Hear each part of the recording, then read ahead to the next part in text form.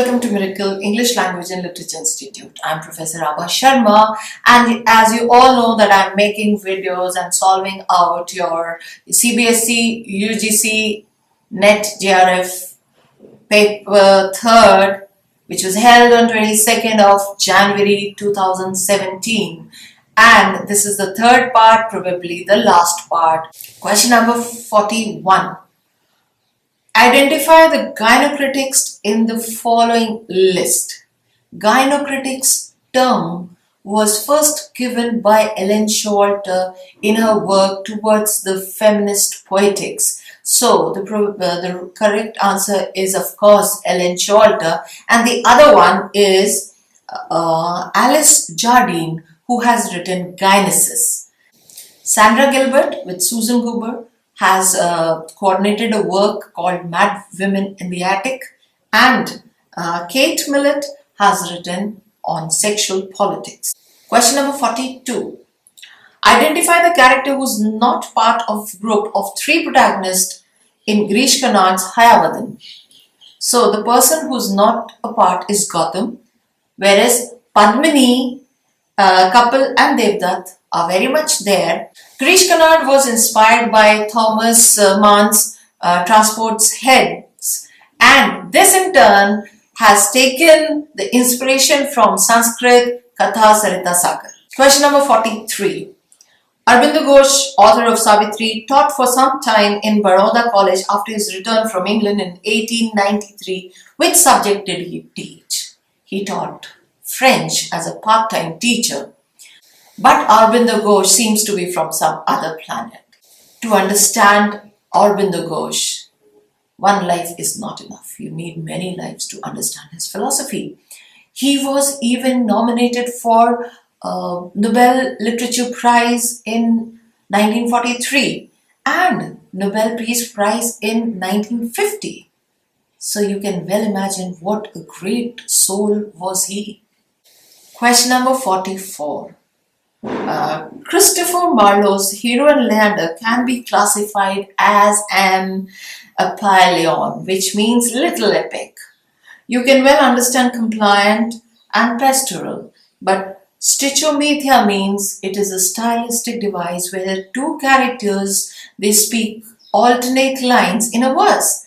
And Hero and Leander was completed by George Chapman. Yes, the same who had translated the Greek epics, and Keats wanted to read these epics, and he found George Chapman as the perfect translator. On looking into Chapman's Homer was his sonnet devoted on the same. Question number 45. Which among the following does not belong to Indo-European language family? So English, German and Scandinavian are all Indo-European and Germanic languages. I feel that Finnish, the language of Finland, is from the Finnic group or Uralic languages. Question number 46. What among the following is ruled out by Longinus as a way of achieving the sublime? According to me, all the 4 choices are correct. Only the language has been changed. The first one says great thoughts, and it is the grandeur of thought. Then they say immoderate emotion, and Longinus has written capacity for strong emotions. Here they say noble diction. There he says nobility of diction. Here it is written dignified and elevated word arrangement, that is dignity of composition. One they have not mentioned, he has given 5, that is appropriate use of figures of speech. So according to me, they are missing out 1 here. All the 4 are correct. Question number 47. Who among the following is not a beat writer? Beat writer? Beat writers are bohemians. They do not follow the conventional styles. They dress according to their own mindset, and they believe in pleasure and happiness. So who is not amongst them is Robert Lowell, because he was from the confessional poets. Because he was one of the confessional poets. The other 3 are beat poets. Question number 48. This was a masque written by Ben Jonson, staged on Twelfth Night, and it was the first masque in which Prince Charles took part.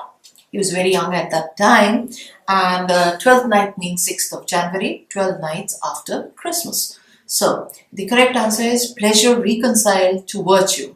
This was the first appearance of Prince Charles after the death of his brother, and it was staged on 6th of January. The other three dates are as follows. Masque of Blankness was also staged on 6th of January, but then they were asked to be masked as Africans. The Masque of Queens on 2nd of Feb. The Gypsies metamorphed on 3rd of August. Question number 49. Elizabeth Bishop's poems are best remembered for the most probable answer is conversational intimacy, because she was very intimate with her friends. She was influenced by Marion Moore, and she found a great friend in Robert Lowell. So their intimacy influenced her to write such poems. Question number 50. Which chilling novel of surveillance and entrapment had the alternative title Things as They Are? And the correct answer is William Godwin's Caleb Williams. Yes, the same Godwin who was the father-in-law of P.B. Shelley, the husband of Mary Wollstonecraft. Oh sir, no doubt she smiled at me, but whoever passed without much the same smile, this grew and I gave commands. All smiles talked together, and here she stands as if alive. So next question, 51, is from my last Duchess. Which of the following is not one of the Duchess' misdemeanors according to the Duke? That is a small minor mistake. She was flattered by compliments from Fra Pandolf, the painter. Maybe. Because he imagined that she's smiling because the painter must have complimented her. She enjoyed the sunset as much as she enjoyed her husband's favor. Of course, she gave equal importance to the beauties of nature and love of her husband. The third option, she wouldn't listen to her husband when he tried to correct her behavior. Why? She would have listened, but he did not say anything. He thought that correcting her is stooping, and he chose not to stoop. So this may be the answer. She was equally grateful for all acts of kindness regardless of their source. Yes, this is the correct one. So third one, according to me, is the incorrect answer. Question number 52. In his essay From Work to Text, Ronald Barthes says the following about the text. You can find the exact lines in the text that the text can be held in the hand, and the text is a methodological field. So these are the right choices. Question number 53. Seamus Heaney's Digging, in his first volume of poetry, Death of a Naturalist, illustrates all the following except digging is a pun here. He is digging with his pen the memories of the past, and he hears the digging of his father in the garden. Incorrect option is his obsession with Irish legend and folklore, because he is of course preoccupied with his thoughts. He respects his community and the labor of the ancestors, and of course his displaced vocation of digging with a pen. Question number 54. Here is a list of Indian writers who have translated their work in English. Match the following. So O.V. Vijayan Malayalam, Vilas Sarang Marathi, Krishna Baldev Ved Hindi, and Girish Karnad, of course, Kannada. Question number 55. In Book 8, Paradise Lost, Adam identifies his chief flaw or weakness to Raphael. What is the flaw? The flaw is his passion, his liking towards Eve. So maybe this is the answer, because he was never overconfident in his free will, nor did he had pride in his superiority over Eve. Of course, he had some pride, but not too much. He of course felt stronger than Eve, but we won't call it a pride. And of course, gluttony was not there at all. So the correct answer is passion. Question number 56. Identify the correct chronological sequence of the following early English text. The correct answer is the third choice, The Owl and the Nightingale, 12th or 13th century, Troilus and Cressida, 13th century, Morte the Author, 1485, and Utopia, 1516. Question number 57. In Sophocles' play, King Oedipus, Laius, the erstwhile ruler of Thebes, was murdered at the crossroad on his way to Delphi. He was going to the oracle to have a conversation because he had received the message that his son, now grown up, will come and murder him. But then before he could reach the oracle, he was murdered at the crossroad of the Delphi. Question number 58. The quintessential metafictional novel If on a Winter's Night, a Traveller by Italo Calvino has alternate chapters with chapter numbers and titles. Which of the following are the titles of the chapters in the novel? All the four are the names of the chapters. If you try to find out, but then there is either a printing mistake or I don't know what. The third one says in a network of lines that interface. And I have read that in a network of lines that intersect. So here I am unable to give you any choice because all the four are there. Which one of them are pairs is not mentioned anywhere. Question number 59. The novel Morris by E.M. Forster appeared after his death because he was hesitant to publish it because it was based on homosexuality. So the correct answer is the second one, Edward Carpenter, because he was influenced by this man and wrote. But then he did not allow to publish it in his lifetime. Question number 60.